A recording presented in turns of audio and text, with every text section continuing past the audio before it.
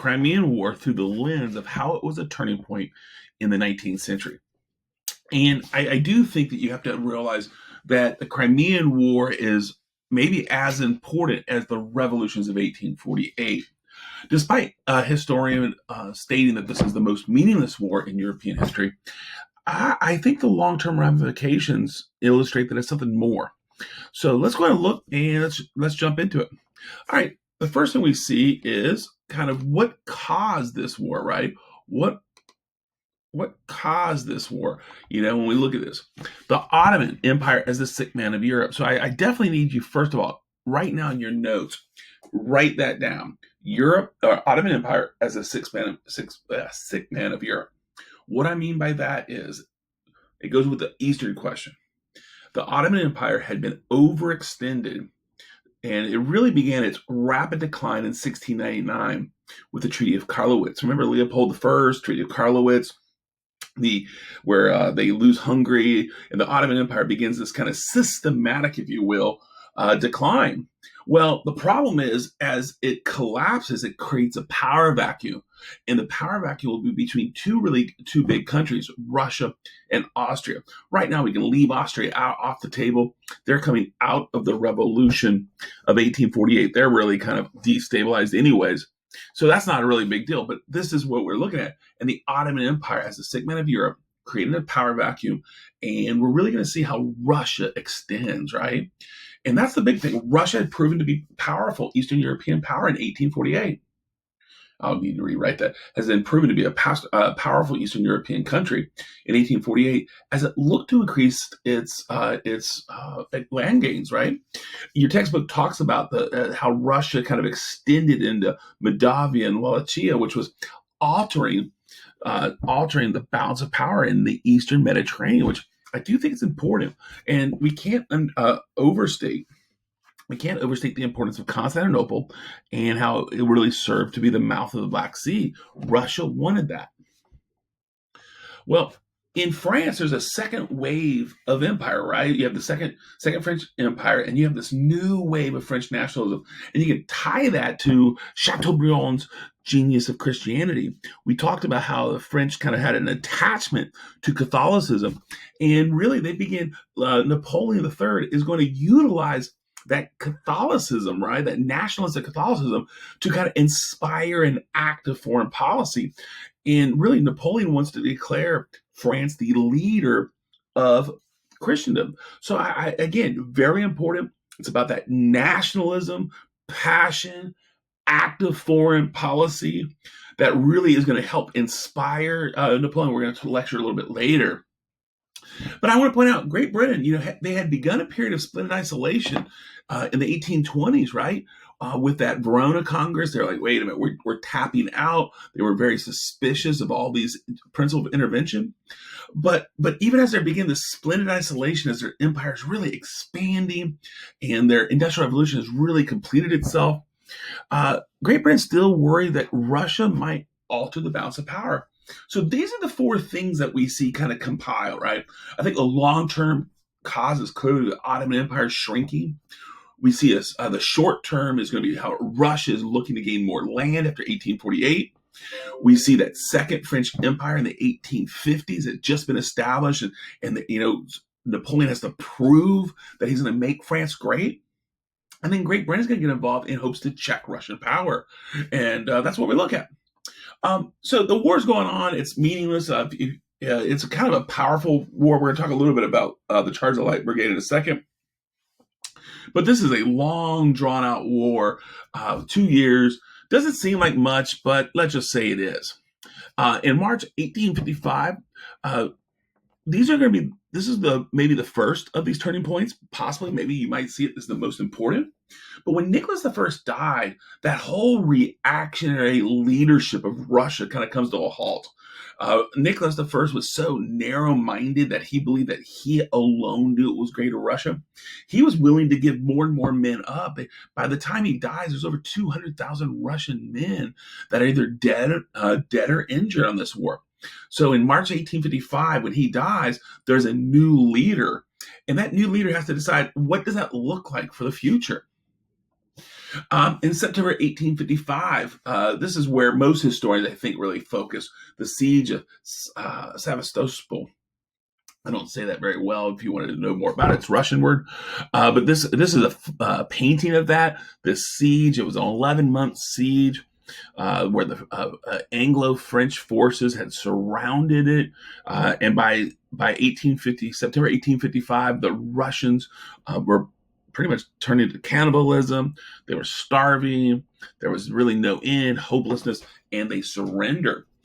Well, that leads to this kind of path where Alexander II finally, what's that, 6 or 7 months later, finally sued for peace.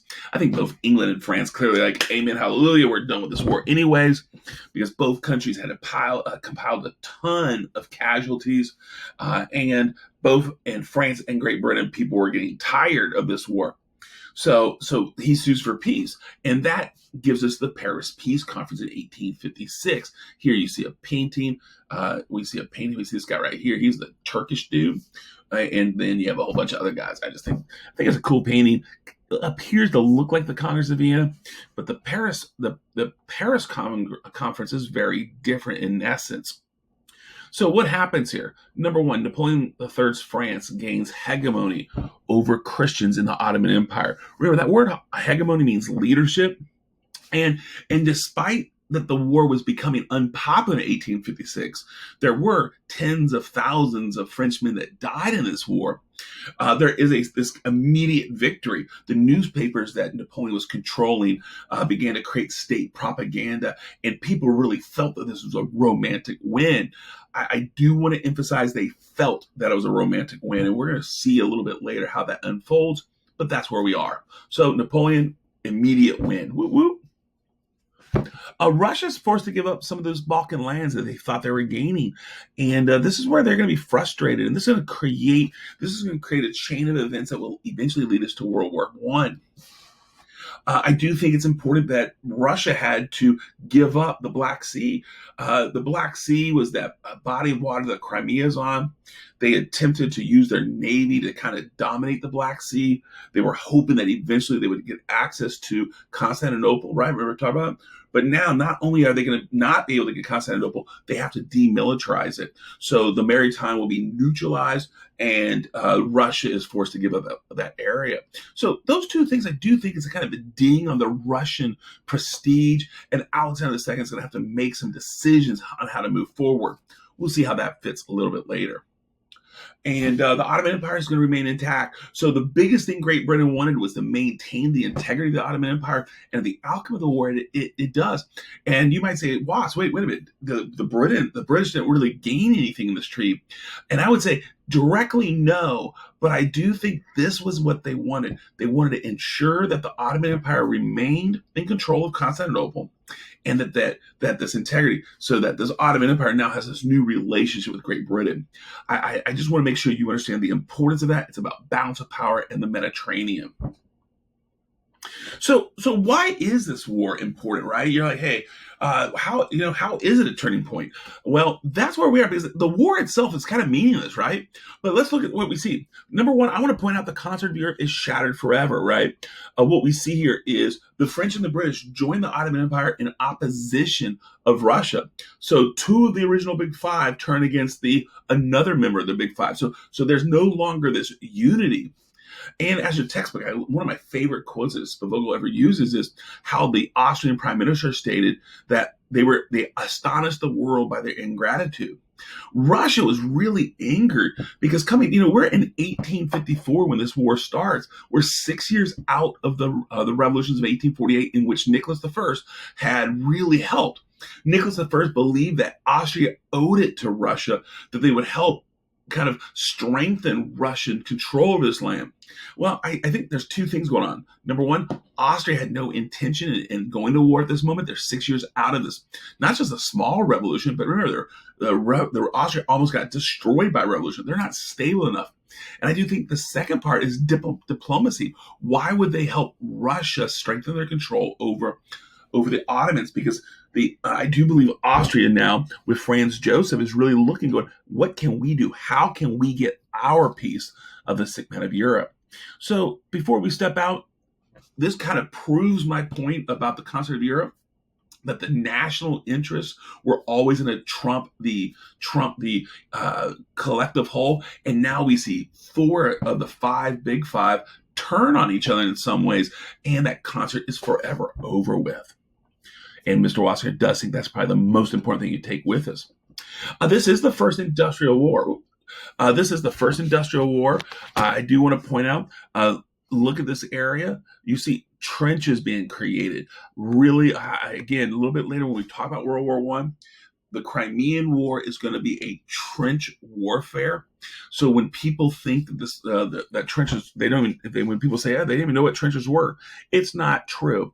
In 1856, the new weaponry that we begin to see, these larger super cannons, if you will, they're going to be focused in trench. And if you want to look at the Charge of the Light Brigade, there's a poem, there's a story, and a movie about it. That's where the British are going to begin to learn. They were not prepared for these new weapons. So coming out of this first industrial war, and again, Mr. Wasser, I'm going to call really World War One is the first major industrial war, but this is the first time we see the industrial weapons. And what we see is the British restored its splendid isolation. After 1855, Great Britain, and everybody make sure you have this down. This is the first time I've really defined it. Splendid isolation for Great Britain begins really in the 1820s, but it becomes really entrenched in some splendid isolation post 1856. When they get out of the Crimean War, splendid isolation is a time period in which Great Britain ignores the continent and focuses on its industrialization and empire. Really important you realize that, because and look at, we're in 1856. You've already read about the Italian unification where Great Britain is not engaged.